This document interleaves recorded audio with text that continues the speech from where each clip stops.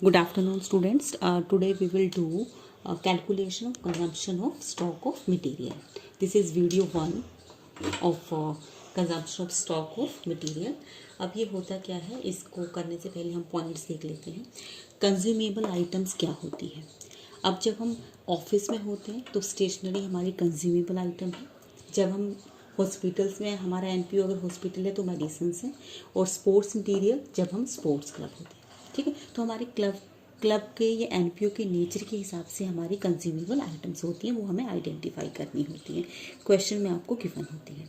ठीक है, अब ये हमने ड्यूरिंग द ईयर कितनी कंज्यूम की है वो हमें कैलकुलेट करनी होती है.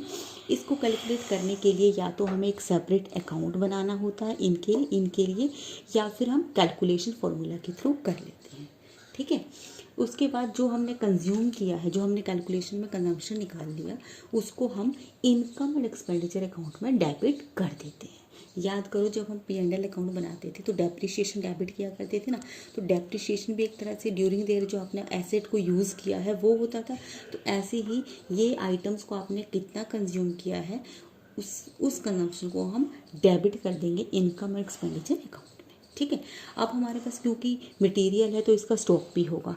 तो अगर हमारे पास स्टॉक्स हैं तो स्टॉक हमारे बैलेंस शीट्स में दिखाए जाते हैं. ओपनिंग स्टॉक को हम ओपनिंग बैलेंस शीट में दिखा देते हैं और क्लोजिंग स्टॉक को हम क्लोजिंग बैलेंस शीट में दिखा देते हैं. हाँ जी, तो अब इसके लिए हम एक एग्जाम्पल लेते हैं कंजम्पशन कैलकुलेट करने के लिए. ठीक है, तो एग्जाम्पल में क्या है, आपको एक फॉर्मूला है consumption of during the year कैसे निकालते हैं. ठीक है, तो ओपनिंग स्टॉक जो हमारा कंज्यूमेबल आइटम का होगा वो हम ले लेंगे. उसके बाद इसमें हम ऐड कर देते हैं नेट परचेजेस. ठीक है, जितना आपने ड्यूरिंग द ईयर परचेज़ किया है, इसमें हम दोनों इंक्लूड करते हैं, कैश भी और क्रेडिट भी. ठीक है, उसके बाद हम इसमें से माइनस कर देते हैं क्लोजिंग स्टॉक.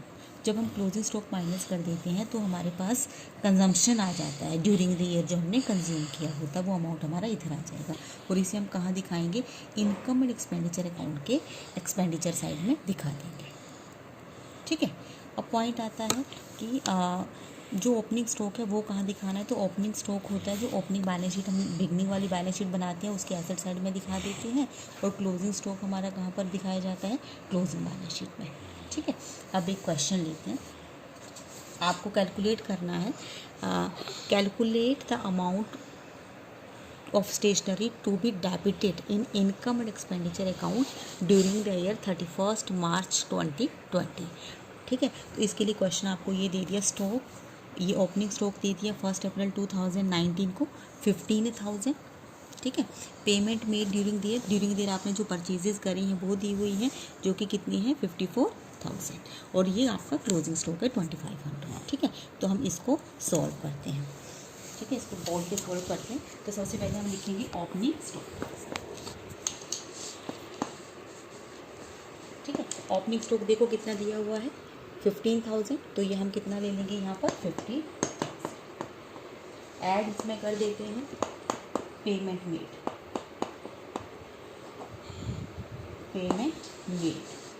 इसको हम परचेजेस भी कह सकते हैं, जितना हमने परचेज किया ड्यूरिंग द ईयर. ठीक है, तो आपने कितना परचेज किया है 54,000. तो आप ये 54,000 ले लेंगे. इसमें लेस कर देते हैं क्लोजिंग स्टॉक. एंड वाला स्टॉक को हम क्या कर देंगे, लेस कर देंगे. इन दोनों को ऐड करेंगे तो कितना आ जाएगा 69,000. ठीक है, और क्लोजिंग स्टॉक कितना दिया हुआ है आपके पास क्वेश्चन में 2500. तो 2500 हम इसको माइनस कर देते हैं. तो हमारे पास कितना आ जाता है अमाउंट हमारे पास आ रहा है 66,500. ठीक है, ये हम कहाँ पर दिखा देंगे, इसको हम दिखाएंगे इनकम एंड एक्सपेंडिचर अकाउंट के एक्सपेंडिचर साइड. ठीक है, और ये है क्या, this is consumption. During the year आपने इसको इतना अमाउंट कंज्यूम किया है. ठीक है, ये हमारा ओपनिंग बैलेंस शीट में आ जाएगा एज एन एसेट क्योंकि स्टॉक है ये.